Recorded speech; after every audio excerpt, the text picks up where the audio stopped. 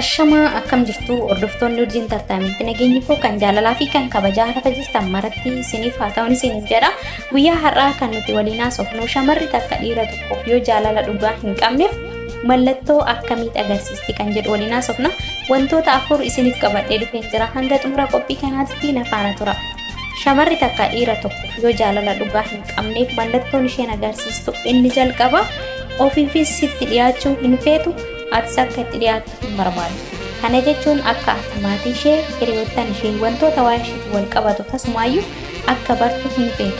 Ofii isheetiifis maatii kee hiriyoottan kee seenaa jireenya kee baruu hin feetu. Akkasumas wantoota ati jaalattu fi wantoota ati jibbitu yookiin adda baastee beekuu hin barbaadu. Wanta ati jibbitu irraa fagaattee wanta ati jaalattu irratti xiyyeeffachuu hin feetu. Amaloota kee keessaa maal akka jibbitu maal akka jaalattu sin gaafattus baruus hin barbaadu. Kana jechuun jaalala dhugaa wanta siif hin qabneef jechuudha. Wanta ati jibbitu, wanta ati jaalattu, akkasumas maatii ishee, seenaa jireenya ishee kan kanarraa wantootuma hundaayyuu wanta isheedhaan wal qabatu hunda sin barsiistu keetis baruu hin barbaadu. Garuu daayirektii yeroo na jaalatta jettee ati daayirektii ishee gaafatte akkas jaalattu sitti himti. Egaa jaalala dhugaa immoo kan hundaa'u namoonni wantoota kan lamaanitti amanu tokko jechatti tokko gochatti kan amanu jira jechuudha. Dhiirri haa ta'u malee garuu jaalalli dhugaan jechaan osoo hin taane gochaan kan ibsamudha. Garuu kan jaalala dhugaa siif hin qabne immoo yeroo hunda jecha qofaan kan ishee siif ibsitu malee gochaanii miti jechuudha. Kana jechuun isumaayyuu yoo ati gaafatteedha akkas jaalattu kan sitti himtu malee tasumaayyuu ofii ishiitiin osoo ati hin gaafatin akkas jaalattu dinqisiifannoo keessa galtee jaalala dhugaa akkasiif qabdu sitti hin himtu jechuudha. Inni kun isa jalqabaati. Inni lammaffaan yeroo siif hin qabdu. Yeroo hunda biiziidha siin jette. Seeraan yeroo siif laattee sin haasofsiistu. Garuu sa'aatii 24 onlaayinii jirti. Garuu immoo sin dubbistu. Si dubbisuu hin feetu. Yeroo ati bilbiltuuf siif hin kaastu. Akkasumas yeroo hunda bilbilli ishee yeroo ati barreeffama barreessituuf ta'ee yeroo ati bilbiltuuf biiziidha. Yeroo hunda jechuudha. Daftee siif hin deebistu yeroo ati barreeffama barreessitee yeroo bilbiltee bilbilli ishee yeroo hunda biiziidha. Bilbila si jala hin kaastu. Ati yeroo hunda irra deddeebiidhaan yeroo ati bilbilte kan of nuffitu silkii si jala kaasta. Yoo ati sababa silkii ishee biizii ta'eef akkasumas maaliif akka hin kaaste yoo ati gaafatte sababa gahaa sitti hin himtu. Yoo ati dubbiste malee ofii isheeti itti yaaddee sin dubbistu. Akkasumas sababa tokko malee ati badii xiqqoo sirraa eegdi. Ati badii isheetiif illee akka ati dhiifama gaafattu si taasista. Isheen badii ofiitiif illee dhiifama si gaafachuu hin feetu. Yeroo hunda ofiif miidhamtuuf fakkeessiti malee siif iddoo siif hin qabu. Kana jechuunis yeroo ati bilbilteef malee siif hin bilbiltu. Yeroo ati dubbiste malee isheen sin dubbistu.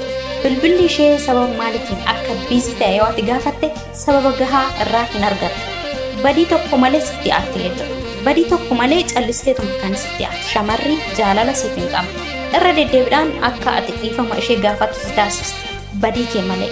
Garuu badiin sun kan ishee ta'e osoo jiru ati wanta jaalala dhugaa qabduuf qofa dhiifama akka gaafattu si taasisti. Badiin garuu kan isheeti jechuudha. Kanaaf yeroo hunda biizii yeroo sin jettu akkasumas ammoo bilbilli ishee biizii yeroo ta'u sababa gahaa irraa hin argitu jechuudha. Inni kun isa lammaffaadha.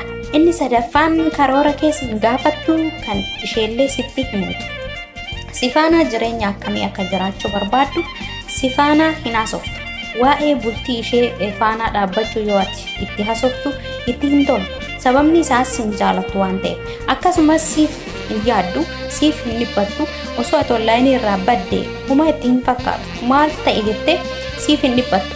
Wantoonni ishee raawwattu yeroo hunda wantoota yaada keetiin faallaa ta'edha. Yaada kee sin gaafattu. Yaada kee baruu hin feetu. Wantoota si gammachiisan isheerraa hin argitu.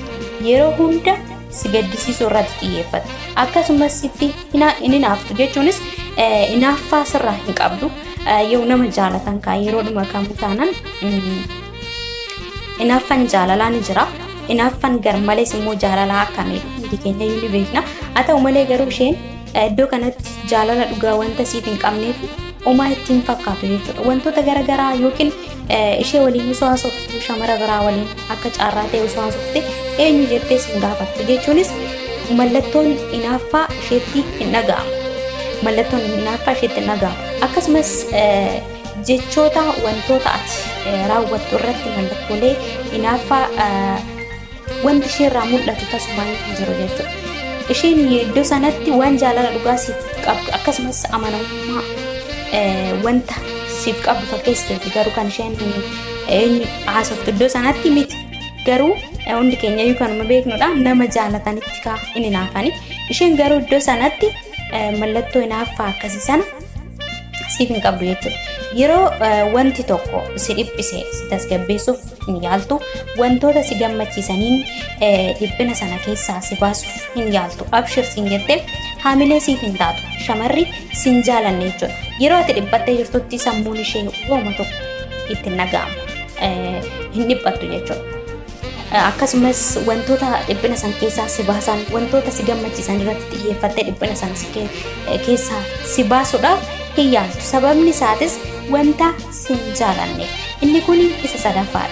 Inni arfaffaa fi inni xumura. Wanti kun immoo sirriitti kan irratti xiyyeeffatamuu qabuu fi akkasumas jaalala keessatti iddoo olaanaa kan qabuu fi jireenya keenya keessatti barbaachisaa kan ta'edha. Inni arfaffaan wantoota ati kabaja qabduuf akkasumas kabaja mataa keetiif siif hin qabdu jechuudha. Kabaja tasumaayyuu siif hin qabdu, siif kabaju. Akkuma namoota kaanitiin walqixa si ilaalti. Ilaalchi isheen siif qabdu kan namoota kaan irraa adda ta'e miti. Ilaalcha namoota ittiin si ilaalti. Egaa jaalala keessatti namoonni kamiyyuu inni beeka kana jedhee tan yaada. Nama jaalatan akkam iddoo olaanaa akka qabaniif onni ofii keessaa iddoo adda ta'edha. Isheen garuu namoota hundumaanuu walqixa yookiin madaalliin kan kee ishee biratti waluma qixa. Wantoota ati kabaja qabduuf siif hin kabaju. Fakkeenyaaf wantoota ati kabaju maatii kee ta'uu danda'a, hiriyoottan kee ta'uu danda'a, hojii kee ta'uu danda'a. Ishee biratti garuu wantoota ati kabaja akkasumas iddoo olaanaa laattuuf kun ishee biratti gadaanaadha. Sababni isaatis jaalala dhugaa isheen wanta siif hin qabneef wantoota ati kabaju kana ishee biratti hooma tokko fakkaatu. Madaalliin kan kee ishee biratti gadaanitti kan mul'atu jechuudha. Sababni isaatis jaalala dhugaa wanta siif hin qabne. Yeroodhuma kamuu hin beekna wanta jaalannu tokkoof kabaja akka laannu jechuudha. Wanta barbaannu tokkoof iddoo olaanaa akkasumas kabaja akka laannuuf jechuudha. Garuu immoo wanta hin barbaanne faallaa kana ta'een immoo wanta hin barbaanne wanta hin jaalanne sana kabaja sin qabnuuf yeroo sin qabnuuf iddoo sin qabnuuf jechuudha. Kanaaf egaa namni jaalala siif hin qabnellee akkas. Shamarri dhiira tokko hin jaalannellee wanta inni hin kabajuuf wanta inni jaalatuuf hin jaalatuuf jechuudha. Dhiirri yeroodhuma kam taanan irra caalmatti iyyuu kan barbaadu akkuma beekamu kabaja. Haa ta'u malee shamarri takka yoo dhiira tokkoof jaalala hin qabneef wanta inni kabajus ta'e wanta inni jaalatu hin jaalattuuf hin kabajuuf.